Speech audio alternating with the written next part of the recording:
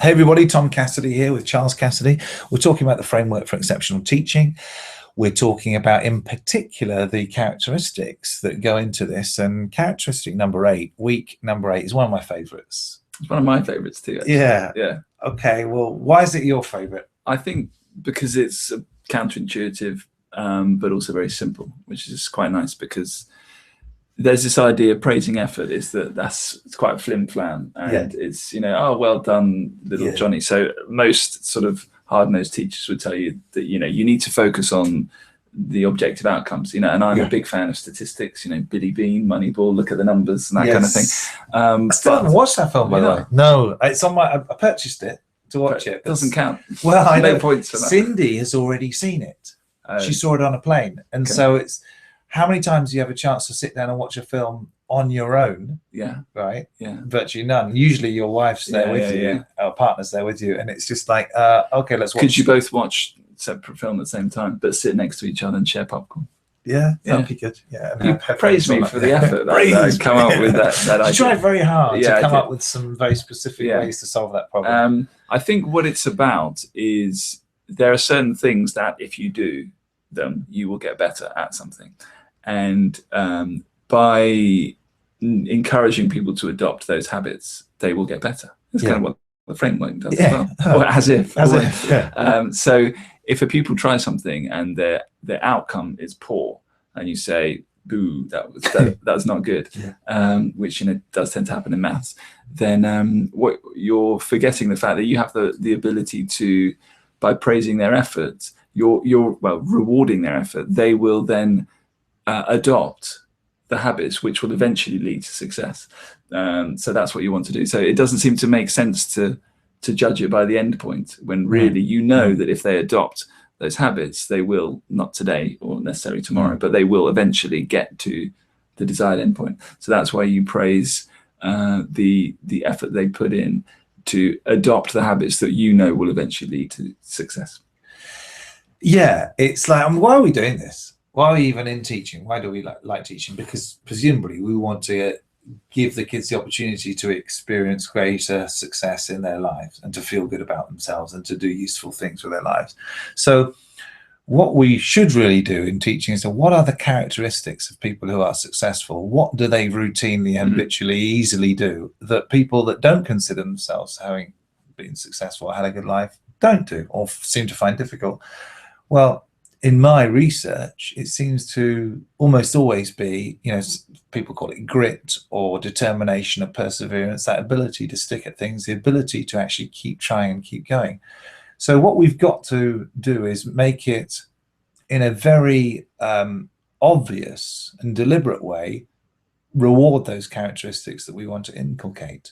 Yeah, because if someone just can do something really easily, who cares about that? Really? Really? No, in a way, because you're perhaps doing a disservice to them by not giving them the ability to develop additional pluck to continue. And you see this in maths quite a lot. You get pupils kind of sort of year 6, year 7, where math starts to get a little bit more abstract, and often it's the bright ones who just kind of completely, the bottom falls out of their world, because they haven't, when they were younger, had to put any effort into anything, because it's all fallen into place so easily. So they haven't developed the skills at being confused and working out what to do. Yeah, exactly. And that's actually life, isn't it? So it's my life. So they actually, they haven't been given the opportunity to develop those skills, which are going to be incredibly important. So let's reward those skills. And the trick that we use to do that is human nature. Humans, all humans, me included, you included, everyone, we love praise.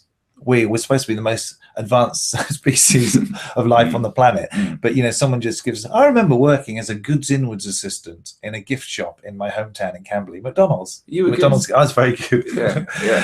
Thanks very much. And I remember I had a boss, Ian was his name, Ian McDonald, actually, and he was pretty tough, actually. And I was goods inwards assistant. I was just unpacking boxes and getting things out. And then one day, he was pretty tough with us and like a bit of a hard taskmaster. One day I was on the shop floor sweeping it a little bit, and he said to me, "Working well, Tom."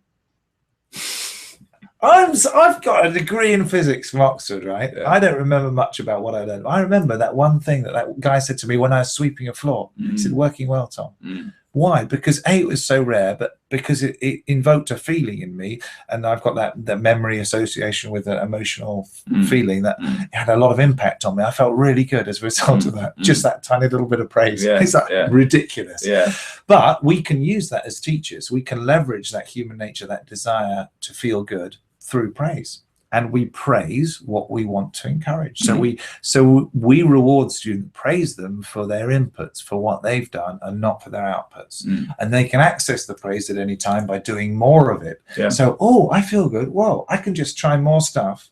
And you're kind of bandwagoning onto that desire for praise with this, the real task, which is to get them to develop the skill of actually trying and keeping count. Yeah, I mean, this is based on a number of studies, but the one that sticks in my mind is that they asked pupils to try some maths problems, and then the ones that had been praised for how hard they tried were then, well, everyone was given an opportunity to try some harder maths problems after the first set of maths problems, but the pupils that had been praised for their effort were more likely to take on the challenge of trying the harder ones, whereas the pupils that had been praised for their outcomes were less likely to do that, because they were then exposed. Essentially, there was a threat that they wouldn't get them right, and therefore they would not get the praise. But the pupils that dived into the second round of problems knew that they could, if they're getting praise for effort, they knew that they could put in some effort, no matter what happened. They can access the praise. Just this final point, it's not that we're saying it doesn't matter whether the kids get good at things or not. The fact of the matter is, if they adopt certain habits that or certain disciplines, then they will get good at things. Of course. So it's not like, it doesn't matter about outcomes. Just don't worry about it. Don't worry about it. Just try stuff. Yeah, no, you're saying they will get better at the outcomes if you reward them adopting the process. Yeah, because the currency of getting them to do something repeatedly is whether they feel good about doing it, and they feel good about doing it through you praising them. So you could say it's a bit trickery, but you know what? It's not really, because we are using our discernment as educational doctors. You know, we are the people that know over the long haul what's going to be best for them if they take this regular medication. Then so what we do is, for a doctor, we might put a little bit of a slight sweet taste, a bit of banana flavor into the medication, because then they'll take it. So we're using our ability to perceive what's in their best interests, and playing the long game. But even that, I mean, to take it, it's definitely not cynical, because it's also fair enough. You should praise someone who works. Yeah, exactly. So it's fair enough as well. Exactly. It's fair enough right now to all praise across the board, rather than for being just good at stuff. And I suppose ultimately a lot of this comes from Carol Dweck's work on the difference between the fixed mindset and the growth mindset. And if you praise people for being pretty or good at maths or clever or strong or whatever, they are associating the praise with something that they don't believe that they control. They believe it's an attribute that they just have or don't have. And as you said, then what you tend to encourage is that inability to try new things, because they've always been praised for being good at something. And if they then try something and get it wrong, it's over. It's over. They can no longer be good, so they won't get the praise. So this again ties into the taking risks thing. You're ensuring that they won't take risks, pretty much, and therefore that they won't grow. Yeah. But I see this with parents all the time. They praise their children and say, "Oh, well, you look really pretty. Oh, isn't that beautiful? Aren't you handsome? Aren't you strong? Aren't you clever?" You say, "Well, not you. You're ugly." The one. Yeah. But the so it's deeply ingrained in our language. We think we're doing a good thing by praising people for actually being good or strong or clever or handsome or pretty. And what you should say is, if your kid is looking really beautiful, say, "Oh, well done. You look really pretty in that dress," or "You've taken really good care of your hair. I like the way you've brushed your hair. That's really..." So you're getting them to realize that they have an influence over the end result. Yeah. And we can't change the whole world. We can just change our little bit. So if we as teachers focus on praising the effort, and you do this, right? When you've got 10 kids that are doing an answer, you've got to find some mechanical way of actually rewarding the assists, the attempts. You can't just say, oh yeah, good try, nice one, yeah, good one, yeah, not so much, good one, oh well done Bill, you got the right answer, and oh, aren't you great, and stop there.